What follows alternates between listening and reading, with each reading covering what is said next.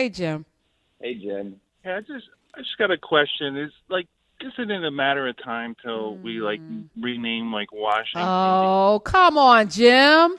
Jim, so you sat at home and you're like, okay, let me see how I control. No, Smith, keep him, please, because I need to understand, and I don't need to understand because I got it. You don't like what we're talking about, huh? You don't like what we're talking about because nobody's talking about monuments or anything. I don't think we've mentioned that at all today, did we, Cena? So there's like a playlist. You call up and you just obfuscate the conversation and change the whole entire. We just talked about this with Barr. So what compelled you, Jim, to call up to talk about something that nobody's talking about but you? So I guess you're not going to answer my question. No, I'm going to answer your question, but you're going to answer mine because it's my show, my rules. What compelled you to call today? That is a great question. So, yeah. So I know. I ask a question. Mm-hmm. Go ahead. Yeah, you ask good questions. Yeah, I'm gonna do whatever I want. Answer the question.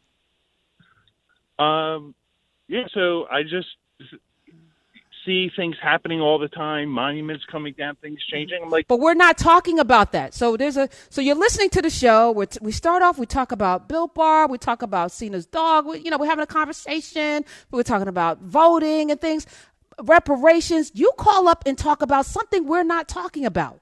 I just need to understand why. Okay, so maybe your call screener should have screened my call. No. The question is, why would you call and talk about something we're not talking about? Because I want to talk about it. How's that? Oh, okay. So here's what you do. There's Blog Talk Radio. You can talk to yourself. Call yourself and then have that conversation. Hang up on him.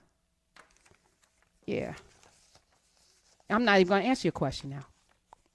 I got a nose for white supremacy and he smells like bleach.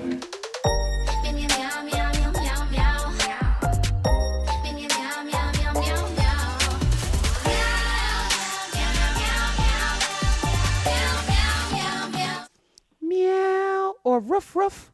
Good day, sir. Yeah.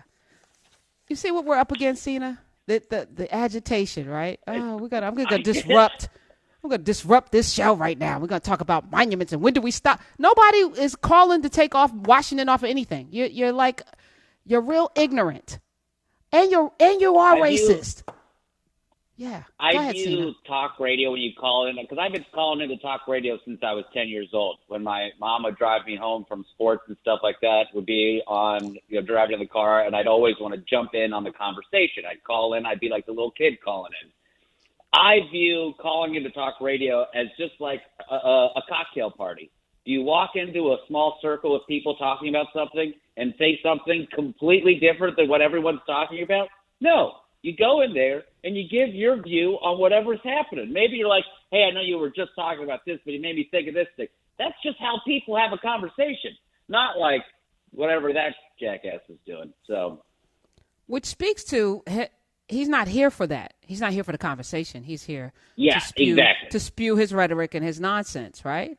And it's all about validating. Right. It's all about validating, right? That ideology, right? So, yeah, we're not doing that. 866-801-8255. What?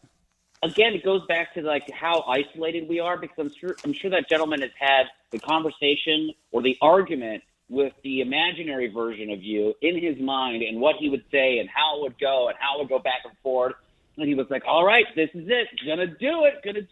But he's got no one in his life to have a real conversation with. Or if he does have a real conversation with someone, it's not about anything that would even make him think other than the thing that he's exactly, made in his mind. I'm sure he's probably told a loved one what he was thinking, and they were probably like, you know what, Phil, you're exactly right. You should go tell that woman what you think. And then he just did it. This is why I want to engage those people slowly, but I don't have the time. I'm very busy. But I think that's what I'm afraid that the internet has done, is it's isolated us.